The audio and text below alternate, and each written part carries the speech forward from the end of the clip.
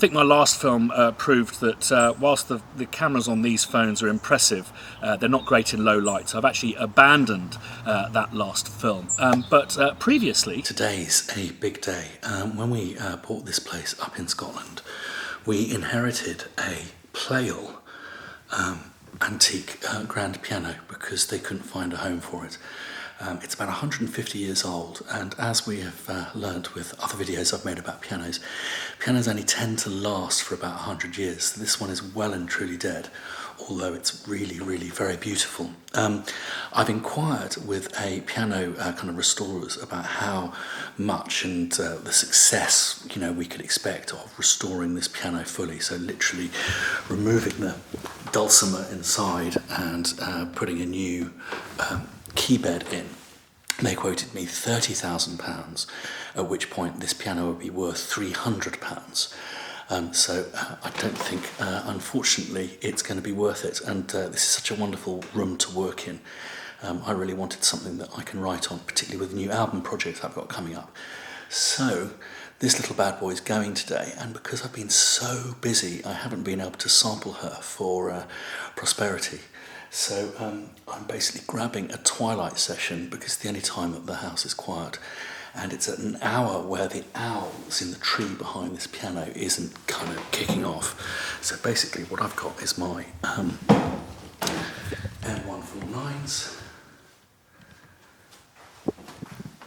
going into there, deliveries into the Babyface, recording onto the T3 and into Logic, and basically I'm going to run a click of 120 so I can edit loosely to the grid later on.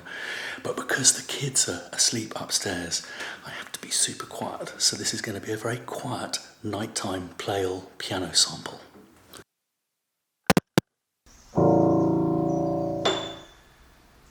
A shockingly emotional event. So back to the question that was asked about a film I made when I talked about how in Britain we basically bring ourselves down to a sociable kind of equilibrium, as opposed to in LA where everyone puffs each other up to an elevated sense of kind of social equality, certainly within kind of collaborative discourse.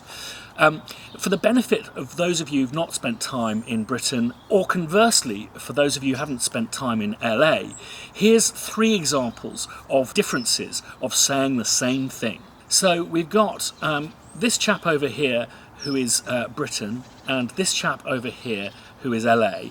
I'm not going to attempt the American Californian accent because that would be embarrassing. So on receiving congratulations from your peers that you've just been commissioned to write the score for the next Star Wars, this guy would say, yeah, obviously it's great news, but spaceships, Wookiees, I fucking hate writing for trumpets too.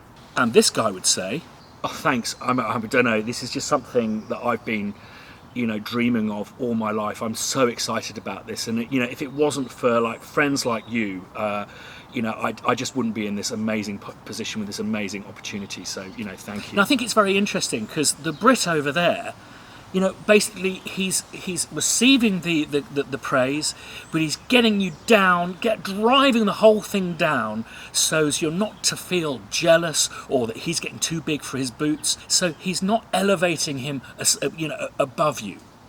Whereas this guy is receiving praise and kind of thanking you for your part in it. So you feel elevated with him and you can share in this kind of momentous news. On taking notes from a director, this guy would say, yeah, I think I've got that all clear, but obviously if there's anything I'm not quite sure of when I look at the notes, I'll give you a bell and we'll sort it out. And this guy would say, yep, got all that, absolutely fine, it's safe with me, I'll see you at the review.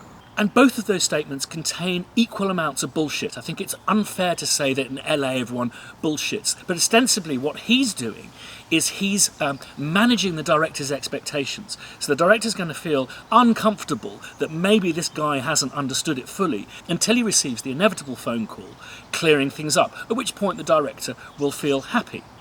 Now, conversely, this director's going to go away thinking, great, he's got everything, and feel a slight degree of disappointment when this composer, who said he understood everything, calls him up to clarify some points. And finally, on promises. Listen, mate, I can't promise anything, but I know someone who's working with Ridley on this, and I'll put a word in because you'd just be perfect for it. And from you?